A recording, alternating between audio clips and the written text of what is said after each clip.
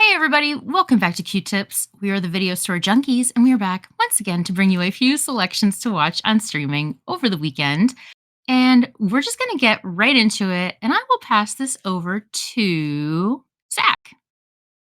Hello, Renee, and happy early Valentine's Day or late Valentine's Day, I guess, to the listeners. For those of you who did not get my Valentines, they should be in the mail because I love each and every one of you equally. Anyways, hey, guess what? I'm gonna mix things up a little bit this week. So normally I recommend things that I've been watching personally, and I'm actually gonna recommend some things that I've been meaning to rewatch. So these are things that I have not watched in a little while, and they've been on my list to rewatch. And maybe I don't know, maybe I'll listen to this episode and take my own advice, and go and actually mark some things off of my list. So the first thing I'm going to recommend this week is it's a bit of a slow movie. It's a bit of a slow burn, which is probably why I have not sat down and rewatched it in like 15 or 20 years. Even though it's a slow movie, I still remember it very vividly, and it's one of those movies I want to revisit. I just haven't been in the mindset. The name of the film is Stalker. This is a 1975 Russian film Oh, by wow. Andrei Tarkovsky. Yes. The premise of this film is basically there is this weird place called the Zone where time and space, the rules of time and space and physics do not apply. However, in the middle of the zone, supposedly there is a room that you can go in and basically get your deepest desires. It will, I guess, essentially grant you a wish, so to speak. So these guys hire someone who can actually navigate the zone, the titular stalker, to take them into the center of the zone to get to this room. Now, this movie is, it's 2 hours, 43 minutes long, which is kind of long, although these days that's just like an average movie. But most movies these days have a shit ton of action. This is a very slow film. This is a very slow, purposeful film. But it is like I said, it's a movie that I watched a long time ago, and it's stuck with me. So I'm going to go back and watch it at some point, maybe this weekend, maybe not, and see if it holds up. But I think I'm going to be pleasantly surprised. I think this is one of those movies that I'm going to go back and watch and enjoy just as much, if not more, than the first time I watched it. This one is available, if you'd like to watch it, on HBO Max, Freevee, and the Criterion Channel. If it's on the Criterion Channel, you know it's got to be good. So that's my first pick. And speaking of stalkers, let's go on over to Paul. Why, thank you. By the way, yeah, a fantastic movie, absolutely fantastic movie, based on the equally fantastic Russian novel, Roadside Picnic, which again I recommend. The story is not quite the same, but it's equally kind of trippy and kind of cerebral. So yeah, I absolutely love Stalker. Great movie. Good choice. Well, my choice actually goes back to one of your choices from a couple weeks ago, Zach. You had talked. I think you were the one who suggested. You're you really were the one who stalking me suggested here, Paul. I know you were talking about the Last of Us, were you not? I absolutely was. Yeah, not to be confused with The Last of Us, which is about the last people in Australia. Yes, the Last of Us. So it got me thinking about horror movies with fungi in them, and we've already done Mantango or the Attack of the Mushroom People. So I was thinking of some other ones, and one of the ones I was thinking of was The Girl with All the Gifts from 2016. It's playing on Roku, Hoopla, Vudu Free, Tubi, Canopy with a K, and Pluto TV. This is a sort of a zombie outbreak caused by fungi, except in this case, there are children who are born infected, and they're still sentient. They hunger for flesh, but they are sentient. And the titular girl with all the gifts is one of these children, and we're just going to leave it there in terms of it is it's pretty fantastic, pretty great. Not going to lie. Can't say whether it's a happy film or not. You'll have to watch it and see. But I highly recommend it. So that's The Girl with All the Gifts on Roku, Hoopla, Vudu Free, Tubi, Canopy, and Pluto TV. And talking about girls with all the gifts, I'll pass this to Bill Mulligan. Oh, thank you so much. How unexpected. I second that. I'm amazed I did not already recommend that, because that's one of my movies that I recommend to people that they haven't heard of. and I'm a big champion of it. It's absolutely fantastic. Great movie. And it plays with the whole fungus thing, zombie funguses, that insect thing that happens to ants, and it's like, wow, that's so great. Okay, so big news this week is that we're shooting down UFOs like nobody's business. I mean, it's incredible. They're just popping up all over the place, and no one's really sure what's going on. They haven't ruled out aliens, and it just, it seems to me that if aliens are actually trying to invade the Earth with balloons, I like our chances much more than I would have assumed earlier. But and I just don't really think this is going to end up being an end of the world scenario. But it got me thinking about end of the world things that movies that I do like, and I want to champion one. Now, this movie, in many ways, it's not a good movie, like in terms of any scientific plausibility whatsoever, or non-maniacal editing technique. But I think this is maybe the best cast movie ever made. It's a popcorn movie. It should be treated as such. And in that sense, in a larger-than-life way, it is brilliantly cast. And I'm talking about 1998's Armageddon. I love this movie. It's stupid. You just go ahead. Just tell me I'm wrong. I'm wrong. I'm wrong. It doesn't matter. Love is blind. Are we being punked? I love this movie. Listen, okay, look. It's got Bruce Willis. Bill has mentioned this multiple times. He is not kidding, Yes. folks. Billy This is Bob real. Thornton, Steve Buscemi. No, I'm not being sarcastic. Liv Tyler, William Fichtner, playing his usual kind of douchebaggy but not really self. Michael Clark Duncan, Owen Wilson. It's got the Blob's Shawnee Smith for a blink and you miss her. Directed by Michael Bay. So if you've got epilepsy, stay home.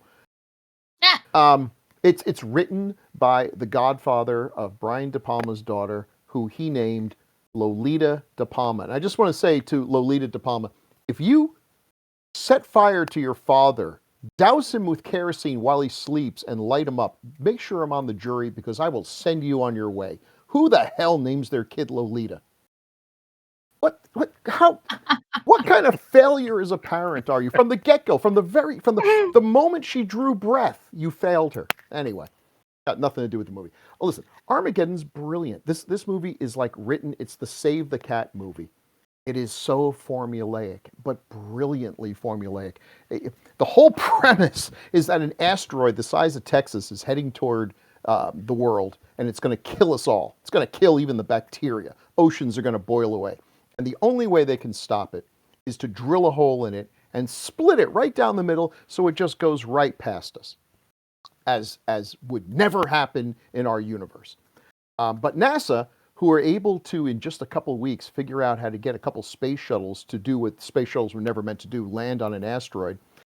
Gosh darn it, they just can't do the one really critical thing, which is drilling. Which I was not aware until watching this movie, that drilling is more than just a science, it's an art. And just anyone can't do it. You got to go to Bruce Willis and Steve Buscemi and Michael Clark Duncan, and you got to hire these guys who have no skill whatsoever in anything other than drilling. And so the premise of this movie is that it's easier to teach a bunch of drillers how to be astronauts than to teach a bunch of astronauts how to be drillers. And I stupidly would have thought the exact opposite. But there's a lot I don't know. It's great. So you have all these characters, and they train them in a montage sequence, and then they send them up there, and things go horribly wrong. And then once you get there, you realize, yeah, they really could have sent anyone to do this. I mean, I love Michael Clark Duncan, but sending Michael Clark Duncan up on the space shuttle means you need another solid rocket booster. I mean, he's a big man. It's just not going to work. And all he does up there is carry a bunch of heavy pipes. And it's an asteroid. There's hardly any gravity. I could carry those heavy pipes. You didn't need to send Michael Clark Duncan. He'll be missed. I won't be. Anyway, it's brilliant. It's so, you know what's going to happen every step of the way, but you believe it. You absolutely believe it because these characters are so broad and perfectly cast. Anyone who doubts me on this movie, just ask yourself this. Watch the movie again and ask yourself, who other than Bruce Willis would play that role? Who other than Steve Buscemi plays the Steve Buscemi role? Who they should have called him Steve Buscemi. Literally, just should have been Well, his name. I will say he has one of the best character names in the history of film. His character is the next best thing to Steve Buscemi. His character is named Rockhound. So It's terrific. What a fun movie. What a fun flick. And it will contrast Hey. nicely with the film I'm going to talk next. Hey Paul, if they were showing Armageddon at the Elmo Draft House, what snacks do you think they would pass out? Real fans of Armageddon would know this. Don't hate me, but I've never actually seen it. Wow, so. Bill, what snacks would they pass out, Bill? I don't know. Oh my gosh! Would there be grapes? Close. Oh my god. Okay. Well, I think everyone needs to rewatch this movie. I'm thinking of that one scene. Yeah, you're thinking of that one scene. Grapes. The correct answer is animal crackers. Oh yeah. Oh, come on. I will say this. It has the worst sex scene, if you even want to call it that. The worst love scene. The worst romantic scene. Worst, you mean best? Yeah, sure. And it's Liv Tyler. Liv Tyler is gorgeous, but that scene is dreadful. And yet, it works. Whatever. There's so many things wrong with the science in this movie. I show this in my class if I ever get like one of those days that I don't really feel like teaching much, like a Monday or Tuesday, any day. Actually, any day than Friday. I'm usually in a pretty good mood Friday. But yeah. Armageddon's a great one to watch. And then just to justify it, we're like, okay, I want you to write down everything that's wrong with the science. And really, it's a trap for the kids because all they have to do is put down the word everything. Full credit. But I love it anyway. And speaking of love, it's Valentine. It's almost Valentine's Day, so I'm going to send this back to, I think it was Zach. Yep, that's me. Hey, you chose me. Well, did we skip Renee? Did Renee get to go? Yeah. Oh, because I passed it to you, Bill. No, that's right. It should have been her. Yeah, I passed it to you because Renee started it. You faked yourself out, Bill. You faked yourself out by passing it to Paul after the girl with all the gifts comment. Oh wow. Good job. I love it. So Renee, it is. Yeah, and I even had a good segue because there's one place where you wouldn't want to close your eyes or fall asleep. Get it? Aerosmith. Oh. Anyway. Yeah. Okay. And that would be in a haunted house. And that's what this movie is about. There's a canceled vlogger who attempts to win all his fans back, spending the night in a haunted house. And he accidentally releases an angry spirit, and he has to fight for his life. And this movie is called Deadstream. And you can watch it on Shudder and AMC Plus. This movie is so ridiculous and so just ridiculously accurate in the world of, video vloggers and all this stuff, and when they get canceled and just all of that bullshit. This movie was written, directed, produced, and edited by a husband and wife team, Joseph and Vanessa Winter. And Mr. Joseph Winter is the star of this movie. And it's just so ridiculous and so funny. And I don't remember at what point during the movie I was like, I call dibs on Monday. It didn't take very long. We weren't too far into it when you called dibs, because it was that much fun that we knew it really was. Oh my gosh, yeah. So this movie is so funny and so goofy, and I really do recommend that people watch it, especially if you have any familiarity with that whole internet culture of influencers and vloggers and whatnot. So yeah, Deadstream. You can watch this on Shudder and AMC Plus. And I will pass this over to, who did I pass it to, Bill? Zach. No, Zach. I passed it to Zach. Hey, sorry, I should have known. We're all so confused today. I love it so much. Pure chaos. Please don't edit any of this out, Renee. Okay, perfect. So you've watched Stalker. You've had your art house fill, and maybe you wanna watch something that's gonna pick you up. Maybe you wanna watch something that's gonna get the adrenaline going. Well, if you're in the next movie, I'm going to recommend you better have your adrenaline going, or you're going to die. That's right. I'm recommending another film that I love, but I have not seen in a long, long time. And that is, of course, 2006's Crank, starring Jason Statham as a hitman who is, I guess, framed or something. I don't really remember the setup. It doesn't matter anyways. The setup is irrelevant. The premise of the film is all that really matters, which is somehow he's injected with some poison that I guess I don't know who engineered this poison, but you basically have to have adrenaline going through your body constantly or you die. So, of course, the entire film is just him trying to keep his adrenaline going, and it lives up to the premise. It is pretty insane. The creators of this movie, Brian Taylor and Mark Neveldine, they only made a couple movies, and I think it's because some of their later movies were actually kind of bad, but they have a couple of good ones. And this is one of them. It is very stupid. Like I said, the premise is just very silly. It's a very thin setup for a bunch of basically insane action scenes, and I love every minute of it.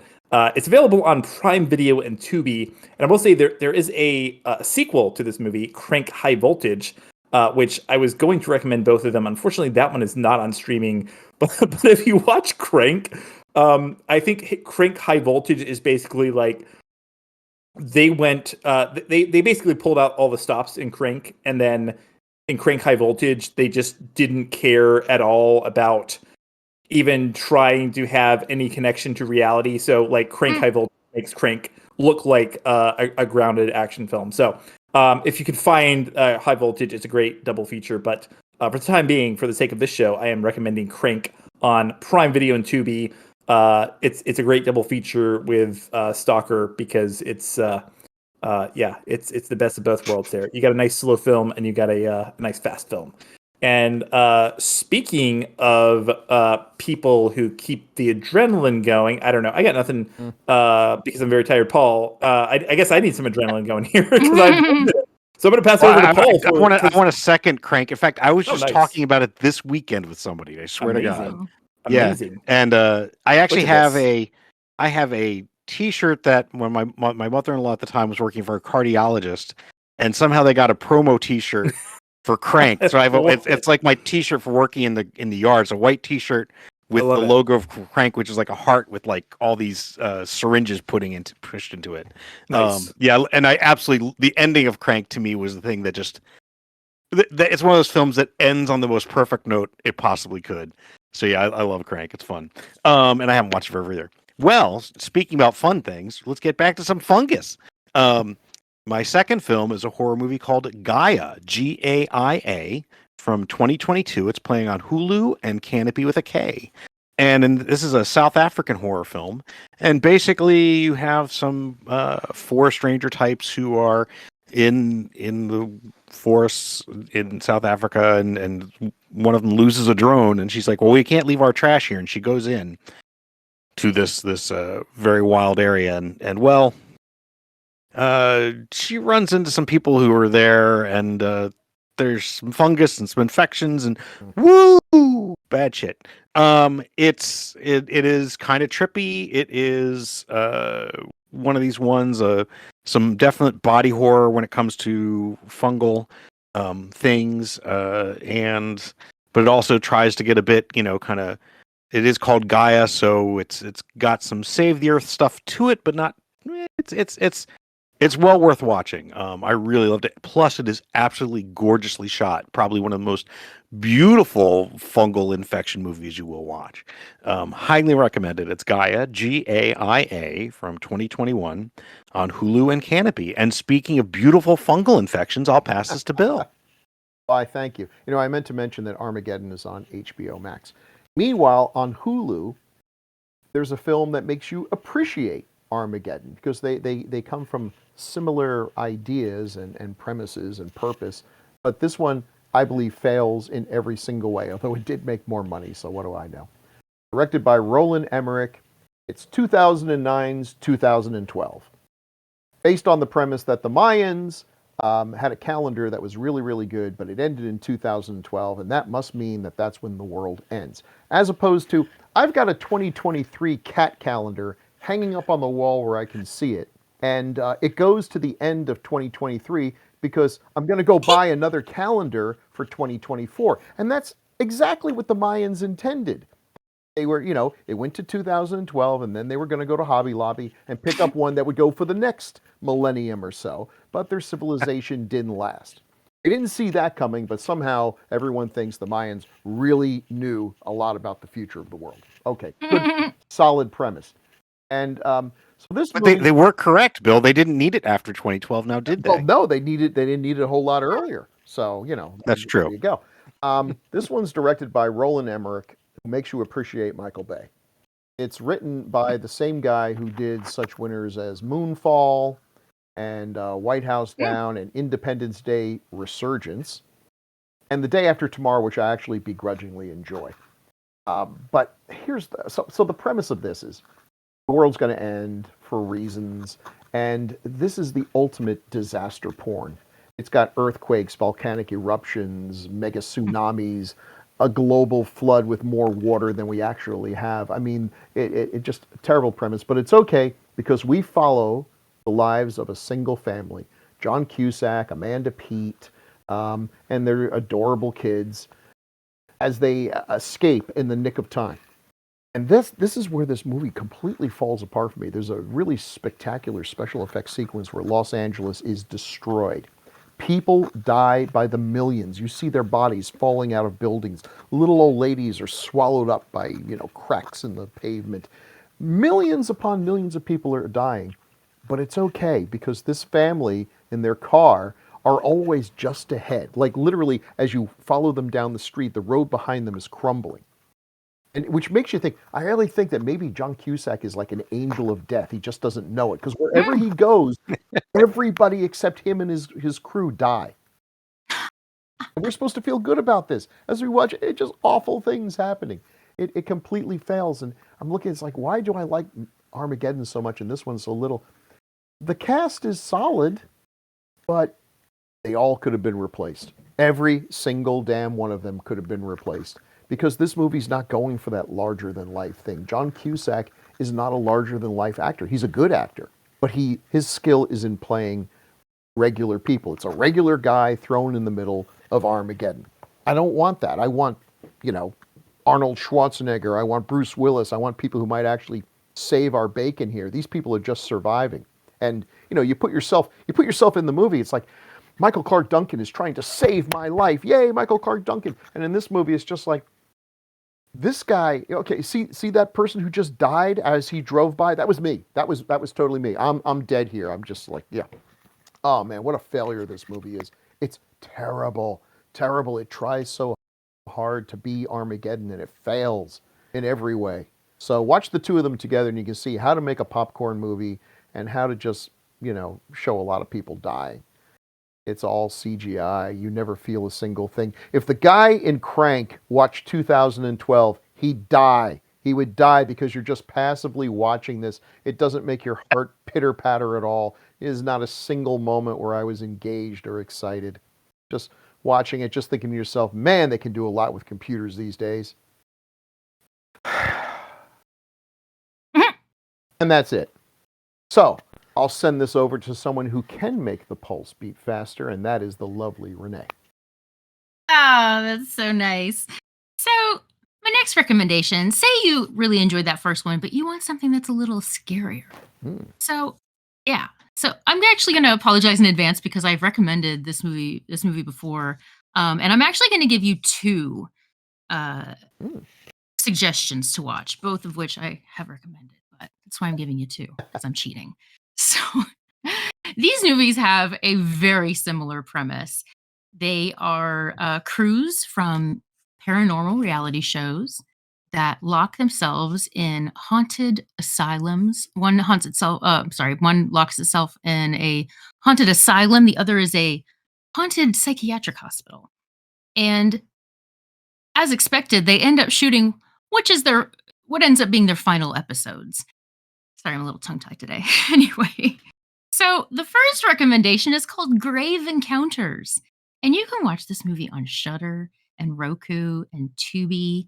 And again, just like I was saying, paranormal reality show locks themselves in a psychiatric hospital and things just kind of go bananas. It's a little bit scarier. It is a little bit scarier than Deadstream, a completely different tone. And my second Or third recommendation then is Ganjam Haunted Asylum. And you can watch this movie also on Shudder and Tubi and Roku and also Peacock. And this movie is also very good, very creepy. And yeah, I recommend both of them. Terrible recommendations, sorry.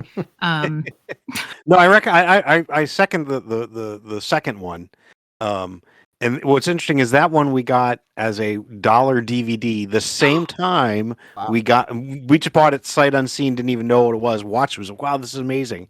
That was the same time we also bought our very first Robert the Doll movie. Aww. So, yeah, so Nice. That's nice. Yeah, you don't want to recommend the Grave Encounters though? I've never seen Grave Encounters. It's been on my list for a long time. And right It's next to honestly, Armageddon. It's pretty fun, you know. It's very kind of made me think of Ghost Adventures. So, you know, with the douchey host guy. Oh, yeah, I've never watched that one either. Those either. Oh, yeah. Great. Thanks a lot, Paul. Yeah, Anyway. I'm not very helpful. Yeah. Does anybody have anything else, or does anybody have anything they want to sing us out on? Please tell me Bill's going to sing us Aerosmith. Oh, no. You gonna sing us Aerosmith? No, God. All right, then I'll sing us Aerosmith. Look like a Don't lady. want to close my eyes. Ooh. Don't want to fall asleep.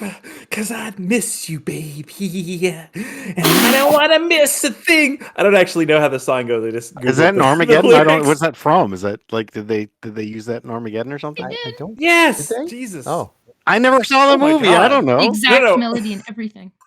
Exactly. yeah. You would think that that what's his face is in your living room right now. Yeah. Stephen Tyler. I thought so. In fact, Yeah, I Stephen looked Tyler, at it. thank It's you. kind of scary.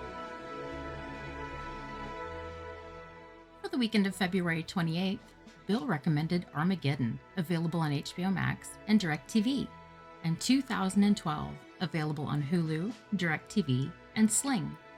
Paul recommended The Girl with All the Gifts, available on Tubi, Pluto, Hoopla, and Roku, and Gaia, available on Hulu and Canopy.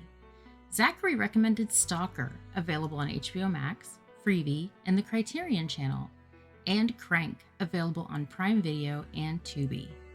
I recommended Deadstream, available on Shudder and AMC+, and Grave Encounters, available on Shudder, Tubi, Pluto, and Roku, and Ganjam Haunted Asylum, available on Shudder, Tubi, Plex, and Peacock.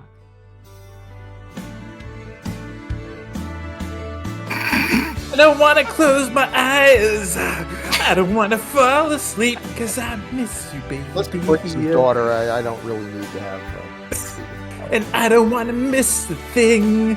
'Cause even when I dream of you, the sweetest dream will never do. 'Cause I still miss you, baby. I can keep going. There are a bunch more lyrics.